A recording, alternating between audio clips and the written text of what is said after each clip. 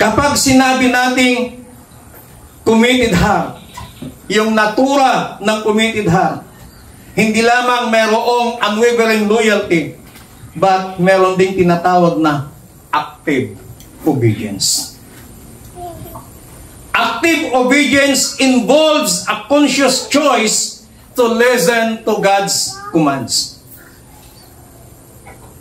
Ang aktibong pagsunod, ito po ay may kaugnayan sa pagpili ng pakikinig ng utos ng Panginoon. At hindi lamang pakikinig sa utos ng Panginoon, inuunawa ang ibig sabihin at inia-apply sa araw-araw na pamumuhay. Active obedience. There are three kinds of obedience. Unang-una, meron tayong tinatawag na partial obedience. Ano tong partial obedience? Kapag sinabi nating partial obedience, yung 10 utos sa'yo, yung 10 instruction sa'yo ng Panginoon, 3 lang ang nagawa mo. Partial obedience. Pangalawang klase ng obedience, delayed obedience. Anong ibig sabihin ng delayed obedience? Yung 10 instruction sa iyo ng Panginoon na dapat mong gawin within this month, hindi mo ginawa, ngunit ginawa mo sa susunod na buwan. That is delayed obedience. Pangatlong klase ng obedience, ito yung tinatawag nating total obedience. Kapag sinabing total obedience, nung time na narinig mo, nung time na binigyan ka ng instruksyon ng Panginoon sa buhay mo, immediately, ginawa mo kaagad ito. Partial and delayed obedience is still disobedience. Ang gusto ng Panginoon, total obedience natin sa Kanya. Si Zaccheo, isang makasalanang tao. Siya po ay naniningil ng buwis. Narinig niya ang patungkol kay Jesus. Gusto niyang makilala kung sino tong Jesus na ito. At dahil sa siksikan ng mga tao, tiningnan ni Zaccheo kung saan patungo si Jesus. At nung nakita niya kung saan patungo, ang ginawa ni Zaccheo, inunahan niyang mga tao at siya'y umakyat doon sa puno ng sikomoro. Dahil nakita na niya na doon patungo si Jesus. Kaya umakyat na siya doon. At pagdating sa tapat ng puno ng sikomoro, huminto si Jesus. Tumingala. At sinabi niya kay Zaccheo, Zaccheo, bumaba ka at kailangan tumuloy ngayon sa bahay mo. Ang mga tao nagbubulong-bulungan. Bakit? Gusto niyang tumuloy sa bahay ng makasalanan. Ano pong sinabi ni Zaccheo? Ang sabi ng Biblia, nung sinabi ni Jesus kay Zaccheo na bumaba ka dyan at kailangan kang tumuloy sa bahay mo, the Bible says in the book of Luke, agad-agad na bumaba si Zaccheo. At masaya siyang pinaunlakan si Jesus sa kanilang tahanan. At hindi pa man nagsasalita si Jesus, ang sabi ni Zaccheo, Panginoon, kung mayroon man akong nadaya ninuman, ibabalik ko ng 10 beses. O 30 beses. Mamitlok na isubli ko na ni Zaccheo. Nadaman na kusit na nga sangaribo, mamitlo na nga isubli na 3,000. Wala pang sinasabi si Jesus. Pero dagliang nagkaroon ng total obedience si Zaccheo.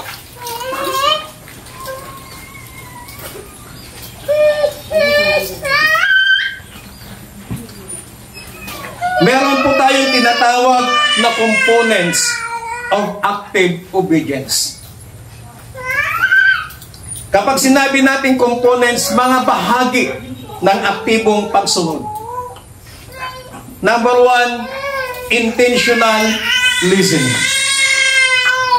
Yung hindi ka lamang nakikinig, kundi intention mong nakinig. Hindi lamang yung napadaan ka at na may narinig kang nangangaral ng salita ng Panginoon. Hindi yung ganun yung intentional listening. Kundi sinadya mo talaga, pumunta ka talaga, dahil intention mo talaga na makinig ng salita ng Panginoon. Yun yung isa sa mga bahagi ng active obedience. May intention ka talaga na pakinggan ang salita ng Panginoon. Sinadya mo talaga na pakinggan. Sinadya mo talaga na makinig ng salita ng Panginoon.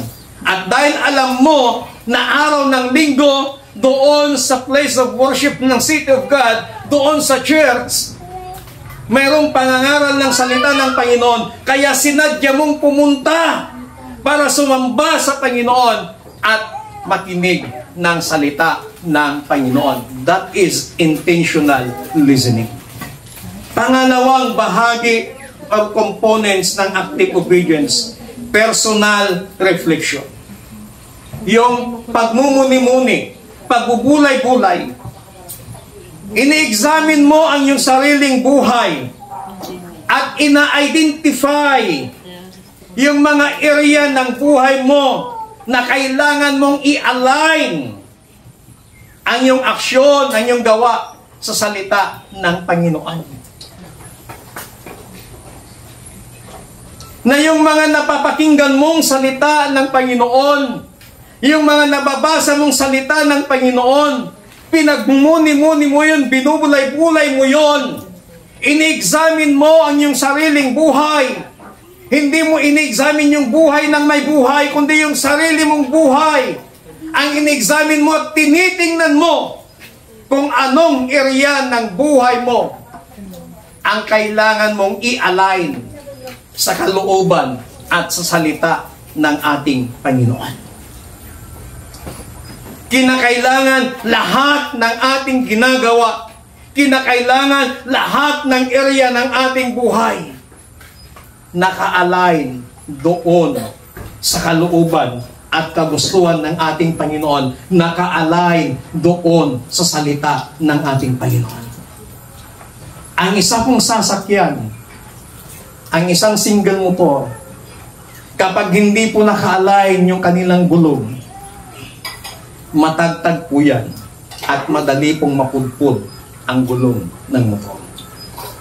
Sa sidecar naman, sa tricycle, kapag hindi po naka-align ang pagkabit nila ng sidecar doon sa motor, mabigat po siyang i-drive. It's either na dito sa kanan makabig o dito sa kaliwa. Kaya ang ginagawa ng mga nagpapakabit ng sidecar, pinapa-align nilang mabuti yung sidecar upang sa ganun magiging maganda, magaan yung pagmamaneho nila sa motor. Ganyan din po sa sasakyan, sa mga kotse, sa mga four wheels. May mga wheel alignment din na tinatawag. Kasi kapag hindi naka-align yung gulong, yung apat na gulong, tabingi po yung pagkapudpud ng gulong. At kapag hindi ka aware na pupudpud na pala dito sa loob, magugulat ka nilang biglang sasabog yung gulong mo. Kasi hindi mo nakikita sa loob pala. Kaya kailangang ipa-align mo. At hindi lamang basta-basta alignment ang ginagawa. Pumupunta ka sa computerized na nag-a-align ng mga sasakyan. Yung tinatawag nilang wheel alignment. At meron din pa silang tinatawag na pag nagkapakabit ka ng gulong, wheel balancing. Why? kinakailangang nakabalance, naka-align lahat upang sa ganon, magiging smooth ang takbo ng sasakyan. Ganyan din po sa buhay po natin. Kailangang tiyakin po natin na lahat ng ating ginagawa, lahat ng area ng ating buhay, naka-align sa salita ng Panginoon, naka-align sa kagustuhan ng Panginoon, naka-align sa kalooban ng Panginoon, upang ang ating buhay ay maging smooth. Upang yung presensya ng Panginoon ay patuloy nating mararanasan.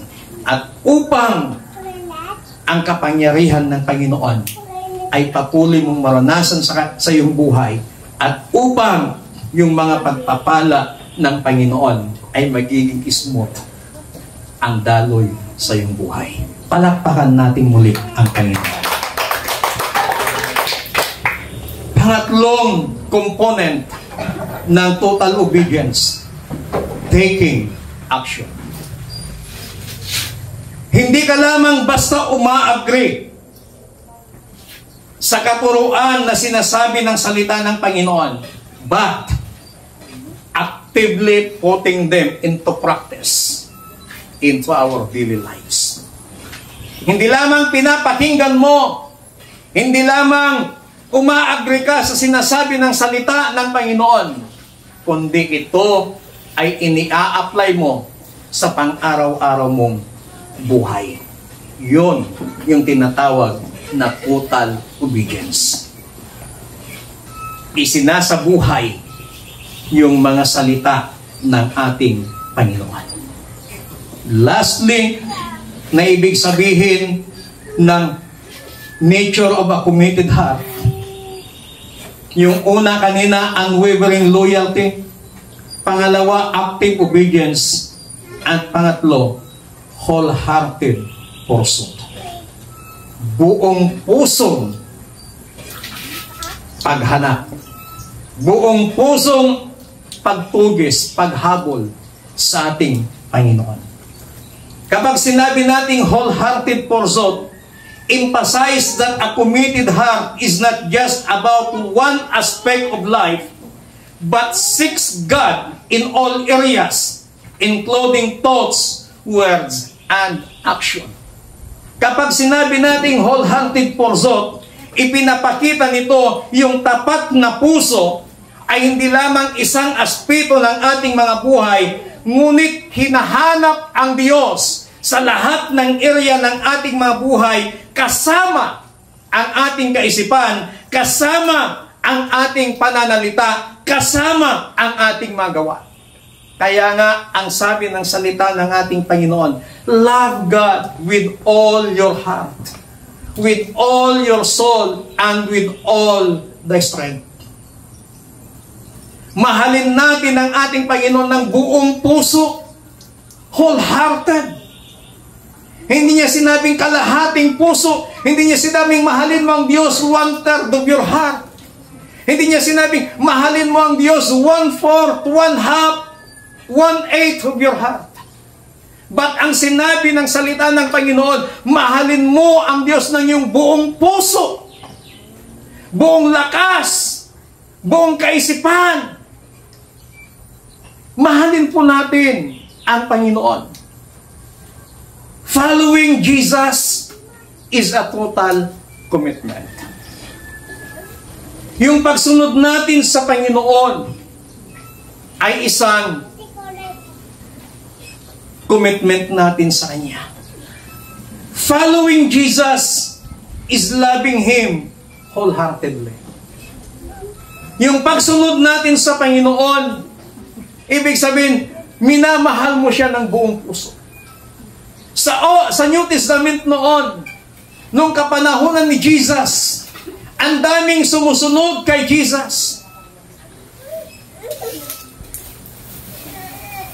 Ngunit, sa kalagitnaan, sa katagalan ng kanilang pagsunod kay Jesus, yung mga iba umalis. Kaya ang sabi ni Jesus, gusto nyo rin bang umalis? Anong sabi ng mga tao? Hindi po, kasi nasa iyo na ang lahat. Yung mga umalis, sumusunod lamang sila kay Jesus dahil sa material na bagay, dahil lang sa pagkain. Dahil alam nila na sa tuwing mangangaral si Jesus, sa bawat kanyang pupuntahan, may mga kainan. Kaya dumating yung time na walang kainan, ang mga iba nagsialisan. Iniwan nila si Jesus. Kaya nagtanong si Jesus sa kanyang mga disipulo, sa mga tao, aalis din ba kayo katulad nila? Anong sagot nila? Hindi po.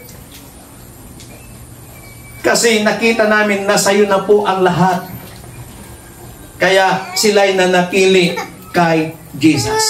Ang ibig sabihin ng pagsunod natin sa Panginoon, yung wholehearted pursuit natin sa Diyos, yung buong puso mong mamahalin, buong puso mong iibigin ng Panginoon, buong puso mong susundin ng Panginoon, kahit na ikaw ay dumaranas ng matinding problema, matinding dagok sa iyong buhay, matinding pagsubok sa iyong buhay, matinding problema sa buhay.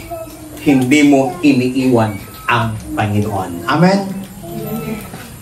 Na sa panahon ng kasaganaan, sa panahon na natugon yung kahilingan mo, sa panahon na yung mga desire ng iyong puso ibinigay ng Panginoon, isa ka nang naging matagumpay.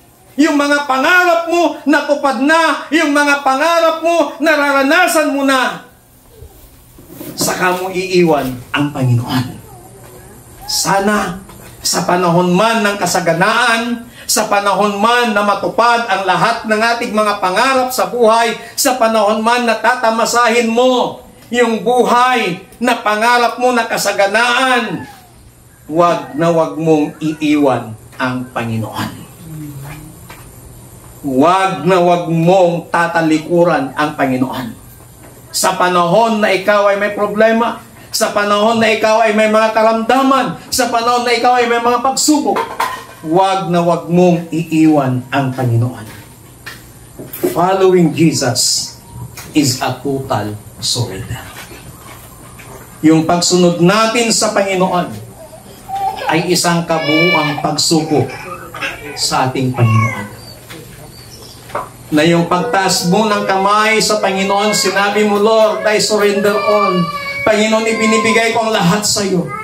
Ibig sabihin, isinusuko mo ang lahat sa Panginoon. Isinusuko mo pati ang buhay mo sa Panginoon. Yung pagsunod mo sa Diyos, the moment na ibinigay mo ang buhay mo sa Panginoon at the moment na sinundan mo ang Panginoon, the moment na sumunod ka sa kalooban ng Panginoon, ibig sabihin, isinusuko mo sa Diyos ang kabuuan ng iyong pagkatao, ng iyong buhay. Kaya, napakahalaga sa Panginoon yung pusong tapat sa Kanya. Sa paggagalugad ng Diyos sa buong mundo, ginagalugad niya ang bawat sulok according to our text. Tinitingnan niya ang mga taong may pusong tapat sa Kanya. Mga kapatid, kumusta po ang ating puso? Tapat ba ang puso natin sa Panginoon? Kung sa tingin mo, tapat ang puso mo sa Panginoon,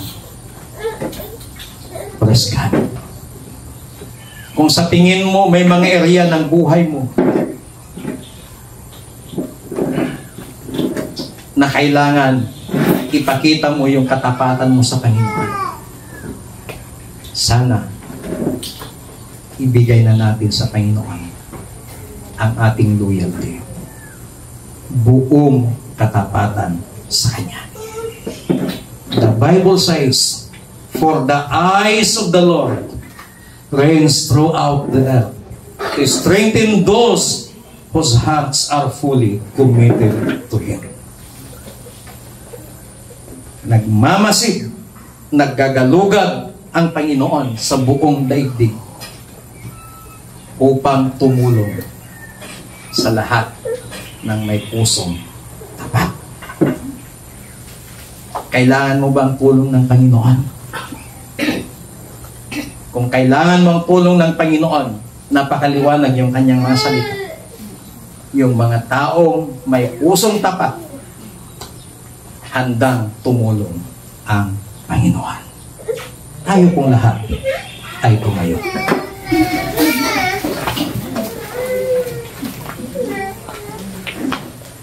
Sa umaga pong ito,